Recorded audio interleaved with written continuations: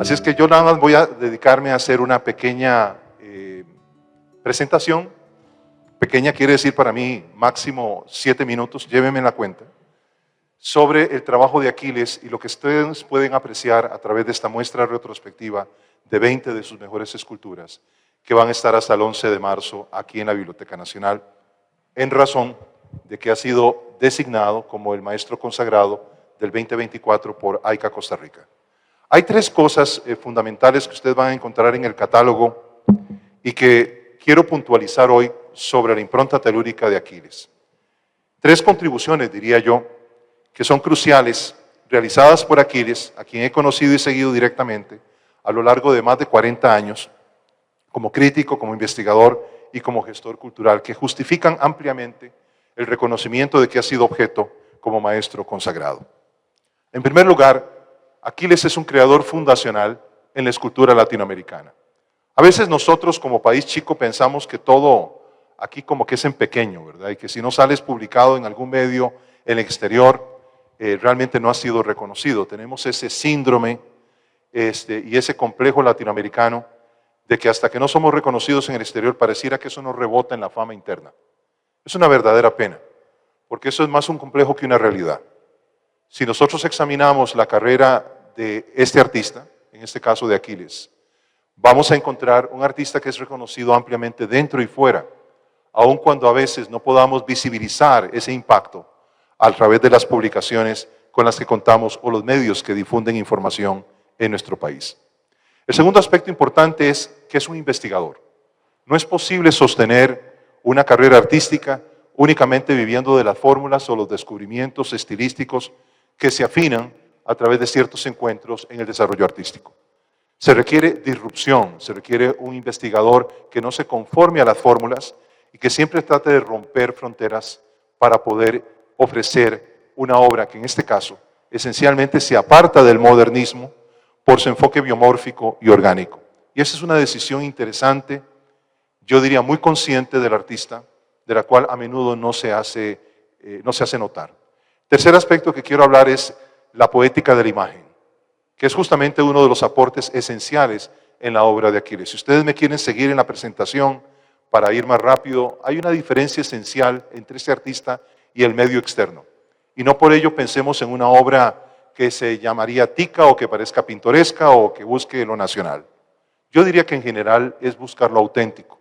Y eso en cualquier país del mundo, en cualquier mercado de arte, tiene un valor importantísimo. Es lo que no se puede repetir. Se diferencia ciertamente de las tendencias de moda, evitando deliberadamente la complacencia al rechazar desde muy inicios de su carrera la simplicidad del volumen modernista que se alcanzaba mediante el dominio técnico del diseño para favorecer en su lugar la solución encontrada con la simplicidad de la imagen de los creadores antiguos. Este es uno de los temas más interesantes en escultura contemporánea y moderna, porque normalmente lo que hemos encontrado en el desarrollo escultórico europeo, norteamericano y en otras fuentes es un énfasis en el diseño más que un desarrollo artístico. Y eso hace que el arte se vuelva un arte de fórmula, apto para la reproducción masiva o la venta comercial. En el fondo, lo que hace Aquiles es criticar con su obra la ausencia de espiritualidad y poesía que domina la escultura modernista y, por supuesto, la conceptual de factura contemporánea, donde prima la idea sobre todo lo demás. Jiménez ha explicado que su interés en la materia y el espacio viene de sus vivencias de niño, que han sustentado su acercamiento emocional y espiritual a la naturaleza, generando en él, y cito, una especie de encantamiento que te sumerge en la soledad del que habita el silencio de las cosas, el silencio que se necesita para sentir y que al final termina sintiéndote, es sumergirse en el aroma de las cosas sin nombre. El segundo aspecto relevante que cité al inicio y ahora lo quiero desarrollar brevemente o puntualmente es la investigación disruptiva que realiza a lo largo de casi 50 años de carrera.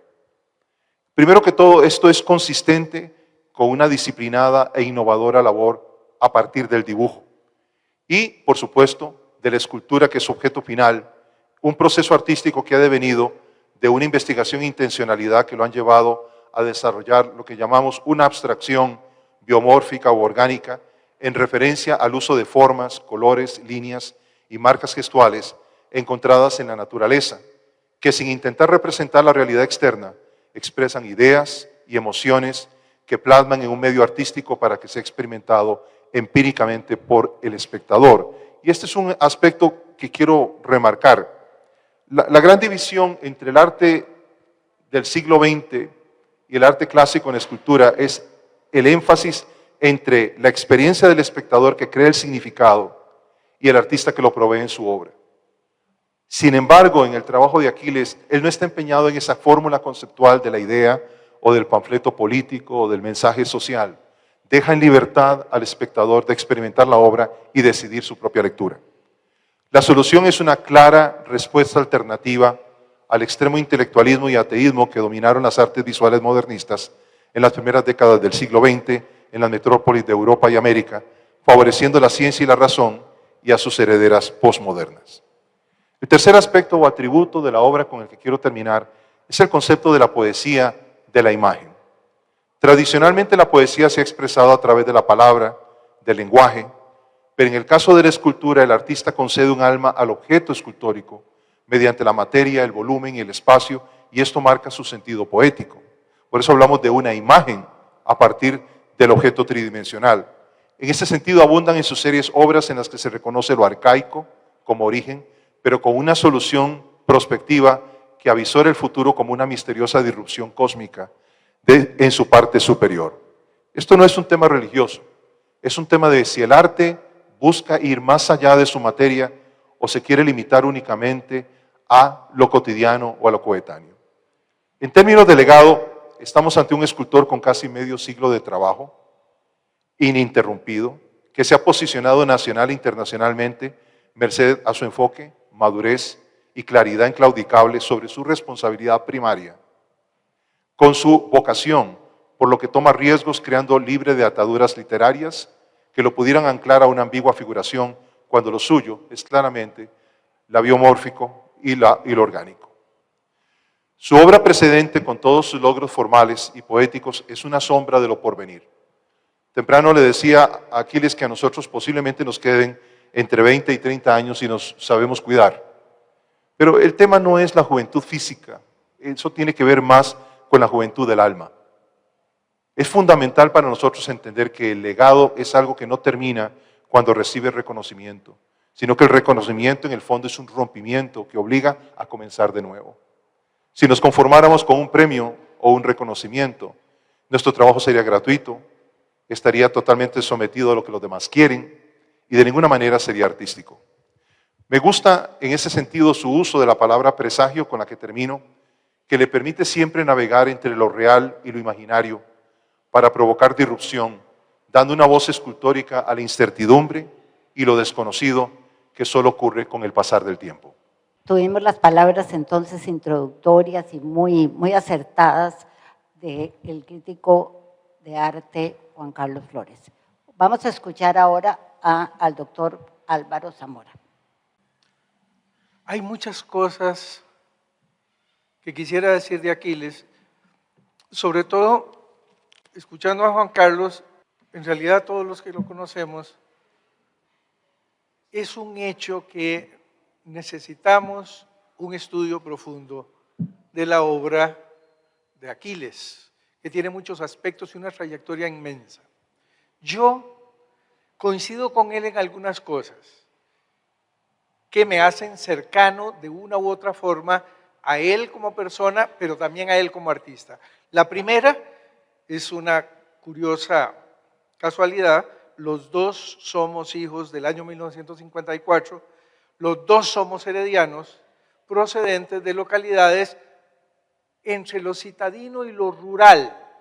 Y eso que parece algo puramente casual y anecdótico, en realidad tiene una incidencia particular en la obra de Aquiles, porque el ser de Santa Bárbara no era en los años 50 y 60 lo que es ahora. Ir a Santa Bárbara no era como ir ahora. Santa Bárbara era un mundo muy diferente, arcaico en cierta forma y muy próximo cada cual a la naturaleza. Y ese contacto y esa vivencia con los ríos, con las plantas, con los árboles, con la montaña, es una fórmula particular que se asentó en Aquiles desde que yo lo conocí, por lo menos es así, y que se transformó en arte. Y esa seguiría una segunda coincidencia con él. La tercera coincidencia es que nos conocimos en el Liceo de Heredia a propósito de uno de los acontecimientos artísticos más relevantes a la larga para nosotros a lo largo de nuestra vida, porque es donde empezamos con ese amor por el arte de manera sistemática. El taller taller es mucho decir, pero bueno, el taller, el aula, que le permitieron a don Olger Villegas tener detrás del escenario de la Sala Magna del Liceo de Heredia, donde él a personas como Aquiles enseñaba los fundamentos del dibujo y de la escultura, pero sobre todo el amor por el arte, la preocupación por la investigación en el arte, la rigurosidad que le recuerdo perfectamente a Aquiles en el dibujo, un aspecto de su trabajo sobre el cual a veces se habla poco. Aquiles es un dibujante excelso, particularmente excelente. Lo recuerdo cuando Aquiles participaba voluntariamente en una labor puramente gratuita y comunitaria, enseñando dibujo en San Antonio de Belén a jóvenes, adolescentes y niños. La rigurosidad, la precisión, el dominio de las técnicas en el dibujo, extraordinarias. Lo señalo porque generalmente se habla más de él como escultor, obviamente, pero quienes han visto, por ejemplo, estuvimos en la exposición que hizo recientemente en el Museo de Jade, recordamos que las piezas estaban acompañadas por bocetos y por dibujos. Es una vocación particular que hay que decirlo, aunque nos remite seguramente a concepciones renacentistas. Aquiles aprendió y se enamoró de ella en ese taller de don Olger, porque don Olger, lo recuerdo muy bien, siempre nos decía, el dibujo es lo más importante, donde empieza todo. Que tuviera o no tuviera razón es otra cosa, pero hay ahí toda una línea de trabajo que uno puede encontrar en Aquiles. Tema de la naturaleza, insisto. Taller de don Olger. Y luego, a lo largo de los años, sin duda alguna, ese amor, esa vocación, esa particular entrega a la investigación en predios del arte. Y esto es algo que hay que subrayar porque investigar en el arte suena como un acercarse a la ciencia y no necesariamente es eso.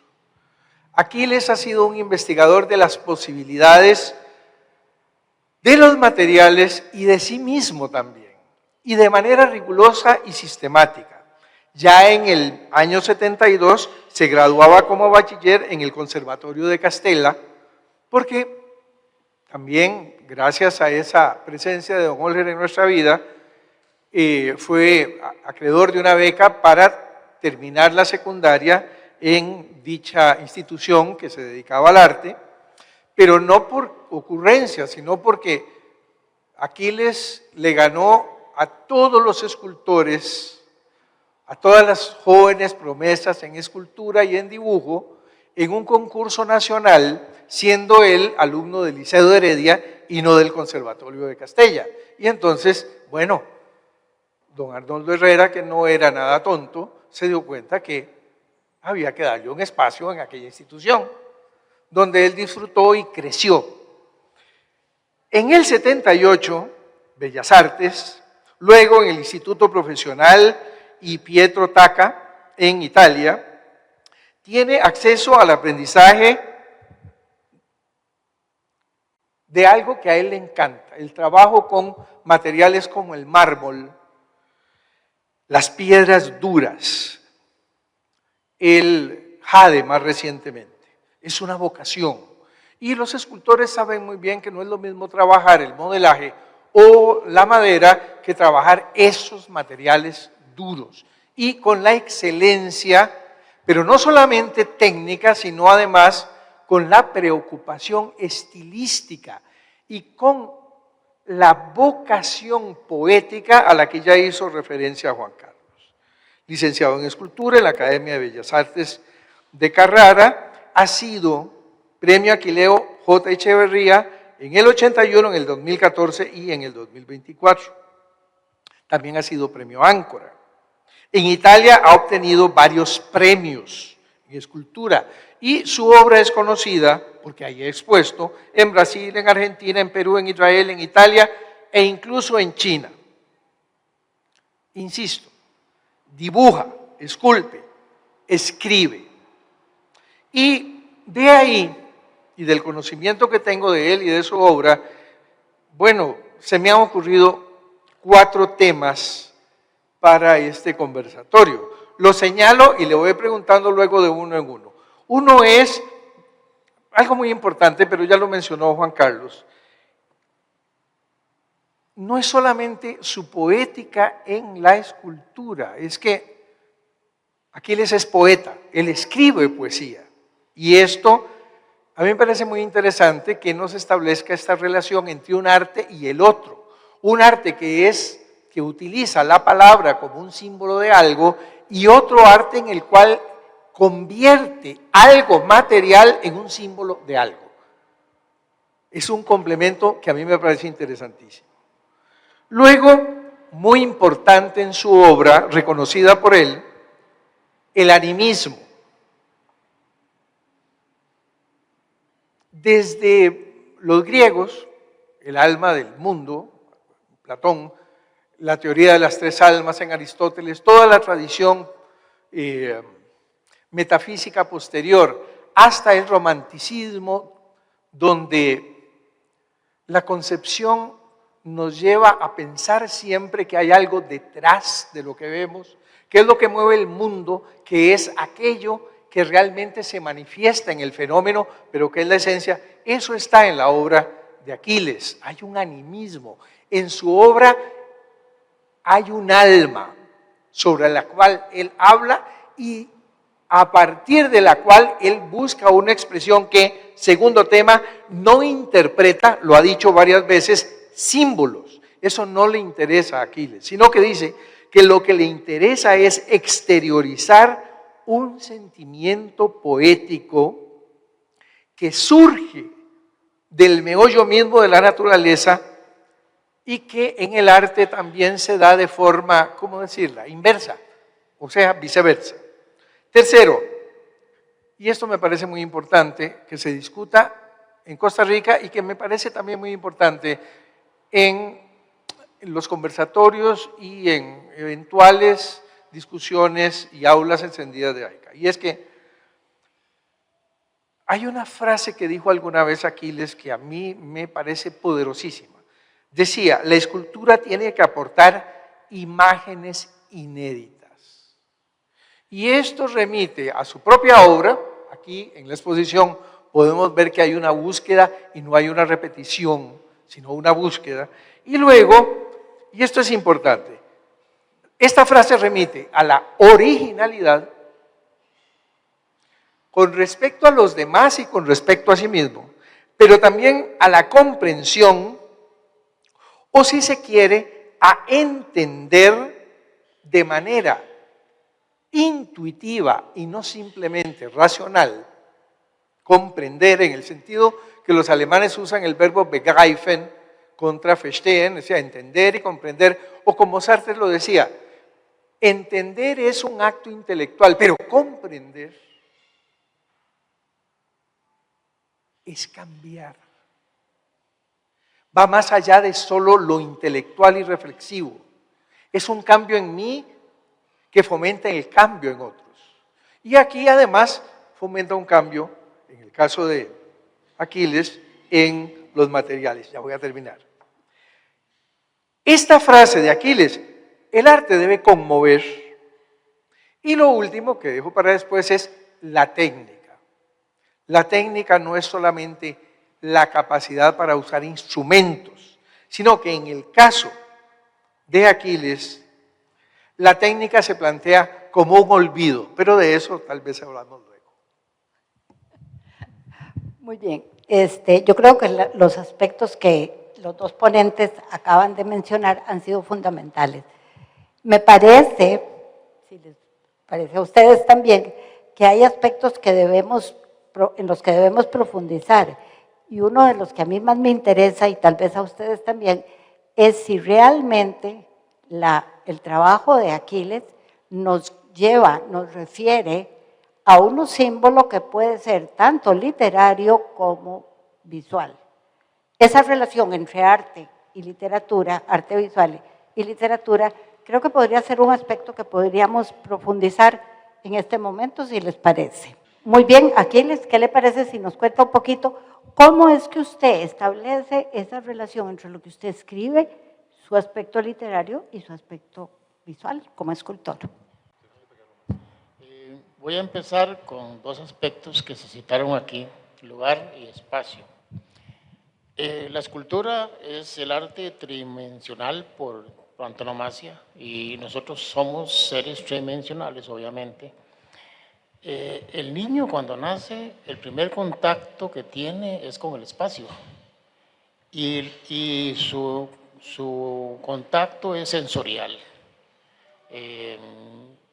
Establece estructuras de movimiento, su conocimiento del mundo es a través de los sentidos y el espacio es parte de ese mundo primario. Yo tuve la dicha, digamos, de que pasé de esa etapa de niño recién nacido, pasé a una etapa que realmente fue para mí grandiosa, que fue que pasé de esa etapa a otra que fue la naturaleza. Entonces pasé del vientre de la madre al vientre de la naturaleza en mi pueblo. No hubo como una ruptura que yo sintiera. Entonces las primeras experiencias mías fueron sensoriales. Sensoriales dentro de una naturaleza que era para mí toda una unidad. El río, la montaña, el bosque, la arena, formaron parte no de un concepto, sino de un sentimiento de unidad que luego formó parte, en un momento dado, de la escultura. Los espacios que yo concebí en esa época eran espacios donde todo estaba. O sea, no había para mí una separación racional de las cosas, ¿verdad? Además que el acercamiento era puramente intuitivo. Mi obra ha sido, he pretendido que sea una escultura armónica. Con eso quiere decir que he tratado de evadir una melodía, o sea, una representación, y que la obra armónica contenga los muchos aspectos de la naturaleza, unidas por las esencias de las cosas, no representándolas exactamente, sino convirtiéndolas en una imagen poética. Entonces, esa imagen poética ha sido lo que yo he perseguido durante muchos años. Y yo creo que la poesía tiene que estar detrás de toda acción creativa, tanto en la literatura, en ese caso, o en el arte, o en la pintura, donde sea. La esencia de la poesía es lo que hace que el lenguaje del arte sea transformación y que tenga un aporte más allá de lo representativo y un aporte más allá de lo real común del mundo, el mundo que vemos y concebimos como real. Entonces sí, la poesía ha sido realmente una búsqueda incansable. Yo creo que he tratado de sentirla al interno de toda acción creativa. Y en un momento dado mi obra se unió con la poesía, en el sentido de que también empecé a hacer poesía y de pronto no sabía si con la escultura hacía poesía o si con la poesía hacía escultura. De manera que sí ha sido para mí muy importante esa unión, porque siempre creí en eso, ¿verdad? Siempre creí que la escultura es un lenguaje de poetas, ¿verdad? Y no una representación literal. Entonces, ahora escucharemos a Juan Carlos. Yo no quiero estar en desacuerdo con Aquiles porque comparto la idea. Lo que sí quiero rescatar es que cuando nosotros hablamos de lo poético, no necesariamente es igual a la palabra poesía. Es decir, cuando nosotros nos apelamos a la poesía, nos referimos al lenguaje, tal y como lo entendemos en la literatura. Pero cuando nos referimos a una imagen poética, es que sustituimos las palabras por imágenes. Y esto es lo que hace que la obra de Aquiles sea tan seductora para mí. Porque la poesía para mí no está disociada de movernos de ese espacio, digamos, interno, o de esos distintos espacios que, por ejemplo, Aquiles compartió desde que el niño abre sus ojos, ¿verdad? O se comunica desde el vientre de su madre, al momento del parto, al momento del contacto con la naturaleza. Cada uno de esos espacios que son disruptivos, ¿verdad? Pues un cambio total de situación, es un volver a cero en cada etapa para seguir creciendo. Pero lo que quiero rescatar es que todo eso tiene significado o tiene propósito en una expresión poética si está unido también a lo metafísico. O sea, para mí la poesía que únicamente apela a lo concreto, y eso estuvo muy de moda en los 70s, con la famosa poesía concreta, que era sobre lo cotidiano, lo urbano, lo desechable, lo descartable y todo eso, pero no era sobre el alma. Uno no puede hablar de poesía despojándola de espiritualidad. Y aquí lo que quiero salvar siempre es esto. Mucha gente cuando uno menciona esa palabra, y por cierto en crítica de arte, desde prácticamente los 70s con los estructuralistas, se despojó del tema de discusión todo lo que era el aspecto teológico y el aspecto espiritual. Y se dijo, esos son temas que no se pueden tocar, porque en el momento en que se tocan nos metemos con otro tema que es la religión, y no es cierto. Kandinsky yo creo que siempre, desde el principio planteó que algo es espiritual o no es. En este caso yo agregaría algo más. Algo es poético porque es espiritual. Y lo que hace Aquiles trasciende totalmente el marco de la representación.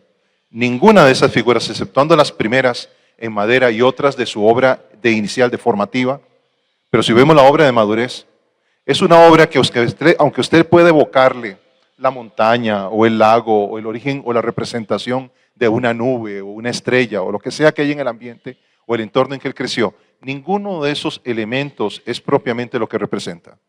Al final lo que tenemos es una síntesis en la cual extrae él o descubre él en esa naturaleza algo que la trasciende. Eso es lo que hace que sea una imagen poética, algo que se mueve más de lo natural a lo sobrenatural.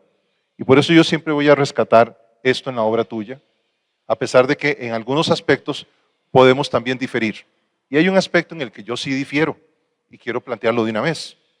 Y es el tema de si la obra no es representativa, y estoy de acuerdo en tu planteamiento ahí, y me gusta eso de tu obra, ¿por qué razón necesitamos recordarle a la gente continuamente esos ojos de descubrimiento que nos mueven a ese cambio de espacio que hablaste del embrión, que pasa a ser abrazado en el embrión, en el útero casi de natural? ¿Por qué razón esos ojos prevalecen como una marca en todas tus obras? Yo perfectamente podría vivir sin ellos. Para mí tu obra perfectamente sigue siendo universal, sigue siendo poética y sigue siendo abstracta sin ellos. Y no tengo derecho a decirte que los quites, nunca voy a pretender semejante barbaridad. Pero sí te quiero preguntar, porque eso es un tema que siempre cuando veo tu obra me quedo sin respuesta, a pesar de que te lo he pedido.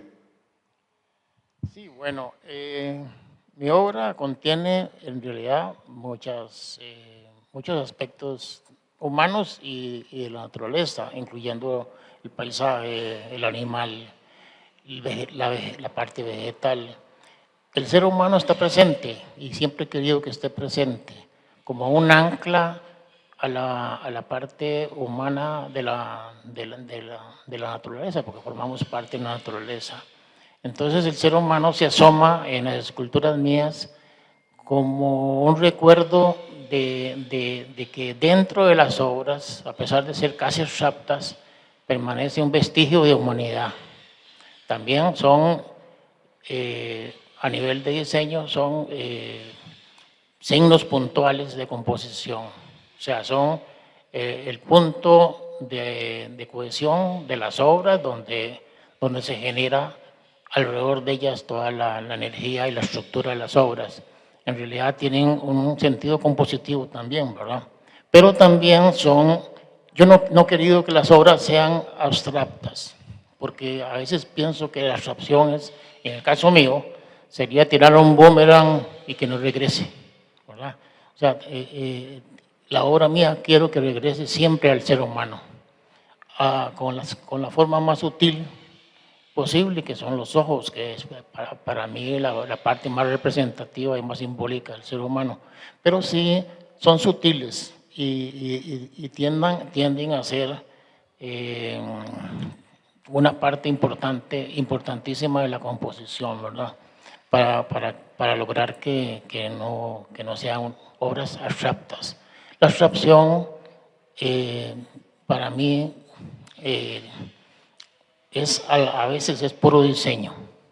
O sea, se puede convertir en volúmenes agradables, bien armados, bien compuestos, bien trabajados, pero para mí tiene que haber un ancla a la humanidad, un ancla al sentido profundo presente en la obra, que es el ser humano. Okay.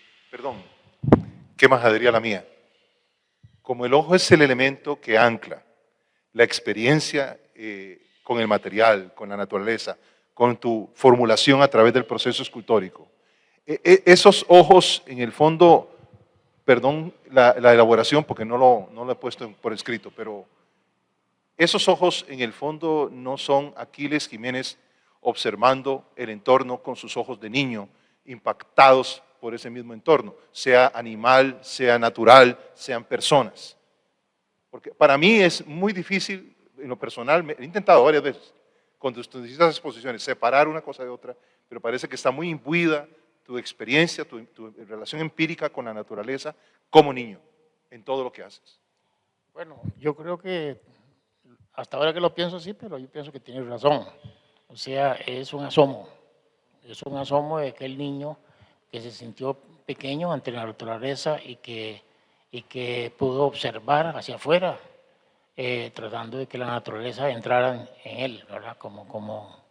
Como fenómeno cósmico, como fenómeno natural e inclusive celestial, ¿verdad? Yo a veces pienso que los ojos son como el verbo en una frase.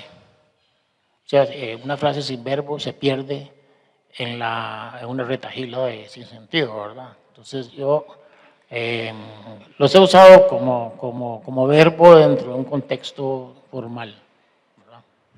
Una aclaración, cuando yo hablo de niño, no me refiero a infantil, ¿verdad?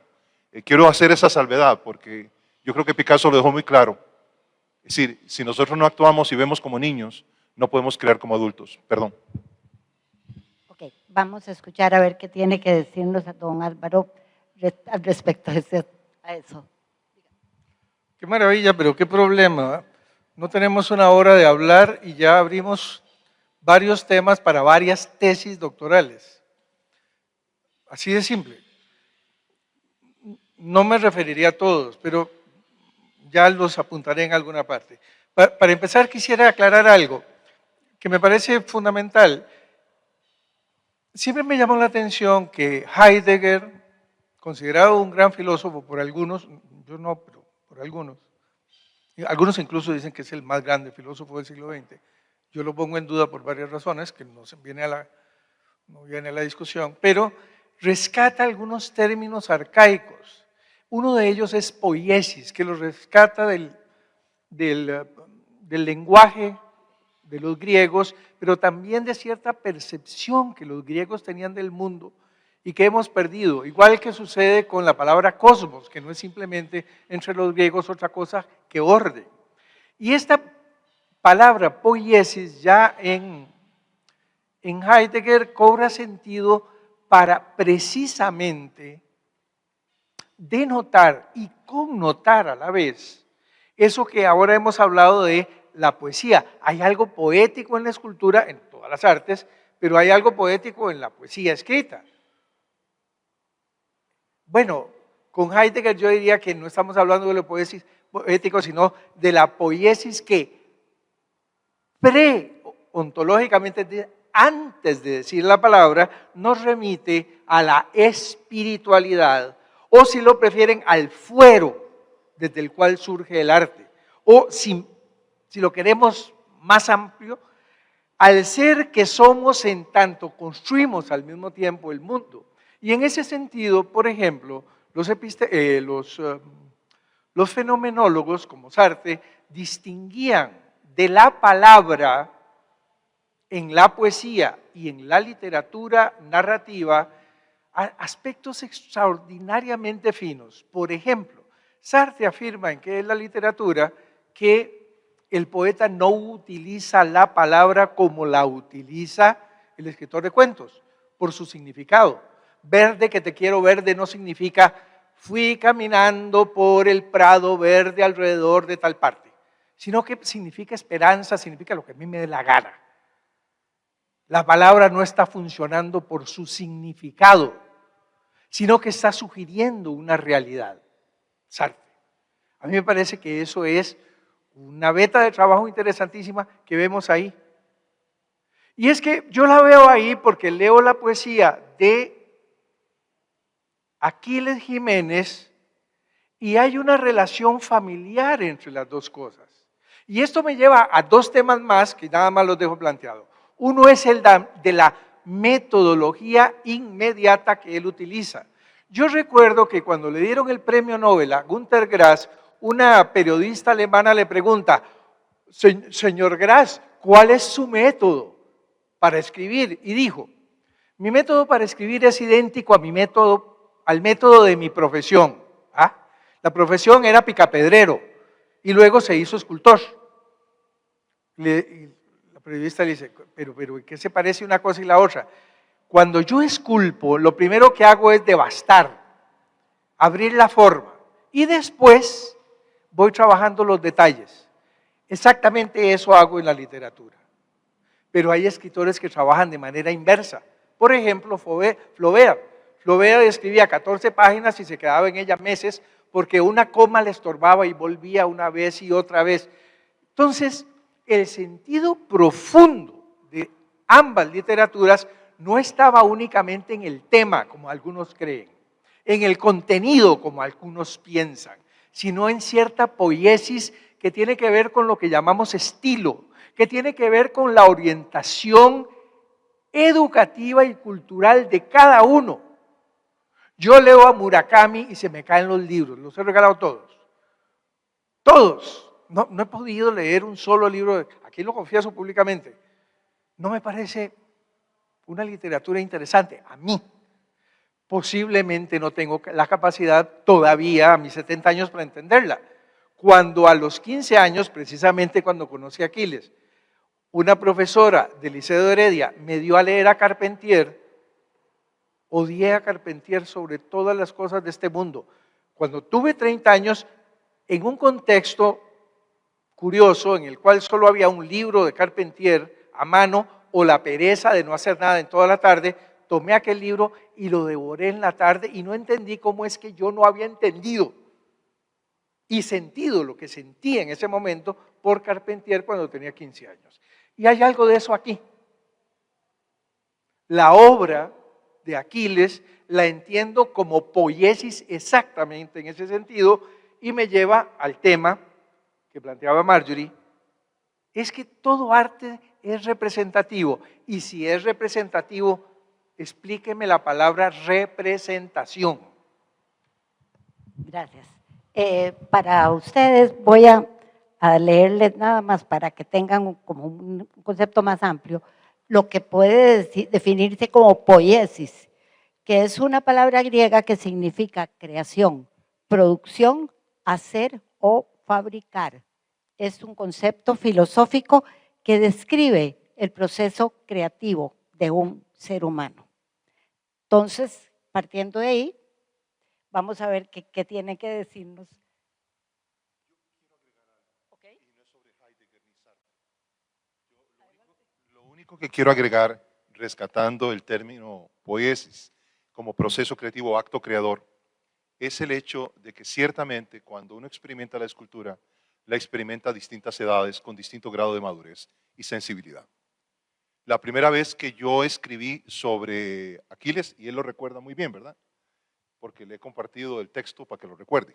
Pero lo que quiero decir es, yo no veía absolutamente ningún interés, no me motivaba el trabajo. Quiero decir que podría ser un problema del crítico en ese sentido, de no estar preparado para el trabajo, en términos de experiencia estética. Pasa con algunos autores que uno se enfrenta y uno dice, ¿por qué esta exposición no me interesa? Y como crítico, el ejercicio más importante para uno es enfrentar eso.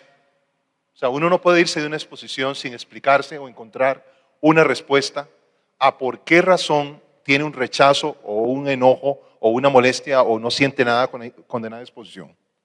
Es decir, uno necesita entrar a reflexionar sobre ese acto creativo que está enfrente de uno, indistintamente de la calidad que tenga, sea técnica, sea formal, sea expresiva, conceptual o lo que sea.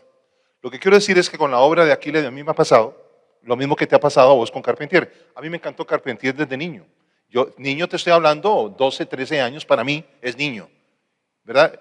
En cambio, cuando leía Hesse, me hartaba, ¿verdad? Y había que leer Demián, y había que leer Siddhartha, y sinceramente me molestaba ese nivel depresivo alemán tan espantoso, siento que mi familia es de ese origen. Tal vez por eso. Pero lo que quiero destacar aquí es que hay una edad para cada cosa. Y creo que igual que el espectador, el crítico va pasando por esos estadios a la hora de ver la obra. Yo creo que ver la obra, ahora en retrospectiva, de Aquiles, que es una oportunidad única la que tenemos acá, de poder hacer una recorrida por 50 años en la vida de un creador, es una oportunidad única para evaluarse no solamente en términos del acto creativo realizado frente a uno a través de una obra tridimensional, sino también de la capacidad y la percepción que uno como, en este caso, siempre me confundo con esa palabra, los eyes of the beholder, ¿verdad? El concepto de que el acto final de una obra de arte está en quien la recibe, ¿verdad? Sea que escriba sobre ella o no. Y yo creo que la obra que estamos ahora enfrentando es una obra que apela fuertemente al carácter maduro de un espectador o de un crítico. Y eso es lo que me gusta del trabajo tuyo. Por eso te dije, para mí este es un nuevo comienzo. Por eso me parece que es fantástico poder ver tu obra en contexto. No es algo que no podemos hacer con todos los artistas. Lamentablemente la mayor parte de la gente no tiene catálogos razonados, no tiene publicaciones sobre su trabajo, nadie se ha ocupado de escribir sobre ellos en distintos periodos. Lo que quiero destacar es que no siempre tenemos una oportunidad para chequear dónde estamos nosotros perceptualmente con respecto a la obra de un artista consumado como vos. Bueno, yo también para ustedes, yo voy a ser el vocero de ustedes. Yo quisiera hacer un resumen en lo que han planteado ambos, de una manera y de otra, que es que la interpretación del arte, sea cual sea, está en los ojos del espectador. El artista, mi querido artista que está aquí, simplemente transmite sus sentimientos. ¿Cómo lo perciba cada uno de nosotros? No lo puede controlar. Entonces, lo importante del momento que tenemos aquí es escuchar cuál fue la intención de Aquiles y cómo lo percibimos nosotros y no sentirnos mal si estamos a favor o no de lo que él manifiesta. Bueno, yo pienso que un escultor, en mi caso, tenemos que preguntarnos de dónde partimos, porque a veces es un poco extraño tener que preguntarse uno mismo eso, pero si partimos de los objetos, posiblemente hacemos cosas representativas. Si partimos de las relaciones de los objetos, posiblemente hacemos diseño. Si partimos de los significados de los objetos, posiblemente haremos filosofía. y si partimos de las relaciones o los vínculos que existen en la sociedad, haremos sociología. Entonces, yo tengo una definición de escultura que dice: escultura es encontrar la imagen a ese sueño que se pasea por la esencia de las cosas. Creo que eso define bastante bien que deseo que la escultura sea un hilo que penetra no las cosas, ni las relaciones entre las cosas, sino la esencia de cada cosa y lo que subyace en todas las cosas entre sí, como vínculo, ¿verdad? Entonces, ¿qué espero el espectador? Que tenga diferentes lecturas, que tenga diferentes sensaciones y que dé inclusive interpretaciones diferentes, ¿verdad? Me encanta la apreciación de los niños, por eso, porque el niño es directo. Yo quisiera que los espectadores fueran directos como los niños, porque el niño capta la esencia, capta la estructura de la escultura. La mayor crítico de escultura que yo tuve en Italia fue una niña de 7 años, que después de que yo terminaba la escultura, llegaba y le decía: Elisa, ¿qué me dice la escultura? Y ella la tocaba y me decía: está mal aquí. Y yo me quedaba horas pensando qué putas tenía la escultura, no sabía. Entonces, y como no lograba dar con el asunto, entonces yo mismo empezaba a tocarla, hasta que tal vez horas de estar tocándola, sentía el problema que tenía. Entonces tenía que corregirlo. Entonces me di cuenta que la capacidad de esta niña era sensorial y sentía la estructura profunda de la escultura a través del tacto, ¿verdad? Cosa que a veces relegamos a un segundo plano. Entonces, es curioso cómo la vista a veces nos vuelve complacentes, ¿verdad? Simplemente pensamos que una obra está bien hecha y descuidamos la estructura interna, la fuerza interna de la escultura. Por eso yo también aprendí que antes de hacer una escultura hago muchos dibujos, muchos diseños, empezando de un centro donde emanan las fuerzas. Y cada fuerza se va deteniendo de acuerdo a un ritmo, ¿verdad? Entonces, esa energía que surge, que yo la siento que surge de mí mismo también, y crece como crece una planta, es la que yo trato de encontrar como esencia de la escultura. Y entonces, por eso creo que la escultura debe ser un fenómeno natural, es un fenómeno fundamental como sembrar una planta. Y yo tengo otra definición de escultura un poco más corta y más poética, que dice que escultura es un bosque impenetrable con un riachuelo en el centro. Sí, Álvaro. Se atribuye a Picasso, que ya lo mencionó Juan Carlos, aquella idea: no hay arte abstracto, siempre se parte de algo. Es lo que interpreto. Ese algo será un color, será la piedra, pero nunca es la nada. Es más difícil ver eso en el arte o aceptarlo que, digamos, en lo imaginario. Todavía hay quienes, no sé si de forma romántica o clásica, se atreven a afirmar que la imaginación es más rica que la realidad. Eso es una torpeza. La realidad siempre superará la imaginación en todo.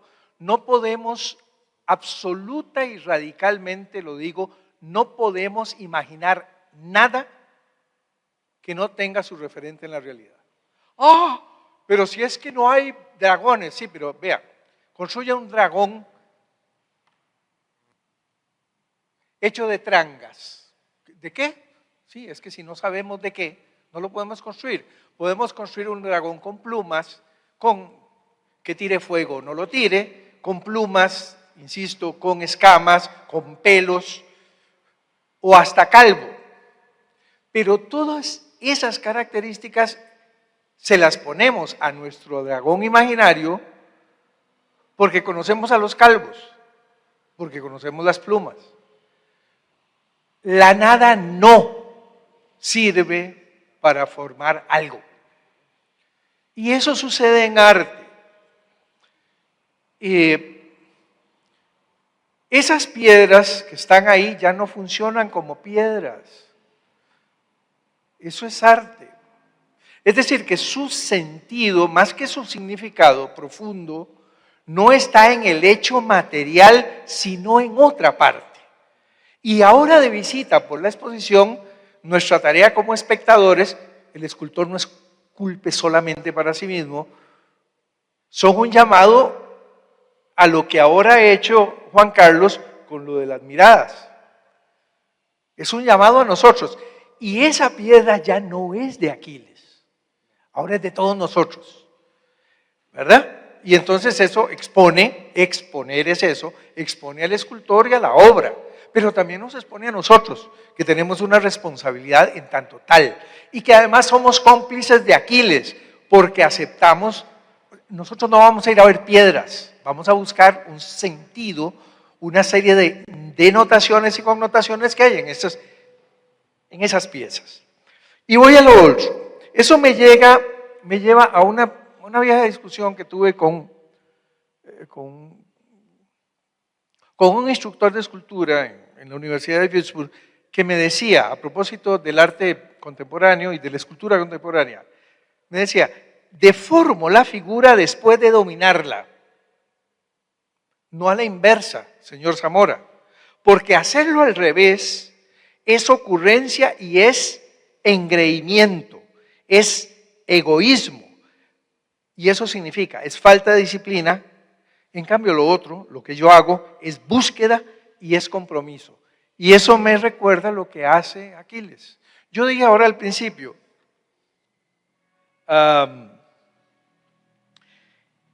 la técnica como olvido. Eso de la técnica como olvido es como, vamos a ver, un ejemplo en la música. El guitarrista no viene aquí a pensar, tengo que tocar este trasto y esta cuerda, lo hace. No es un acto reflexivo. La lucha del guitarrista avesado o del pianista, recuerdo algunas anécdotas hermosísimas de la vida de Arthur Rubinstein en este sentido, que decía yo era un vago hasta que me fui a ver a Horowitz y dije, tengo que estudiar, ¿sí?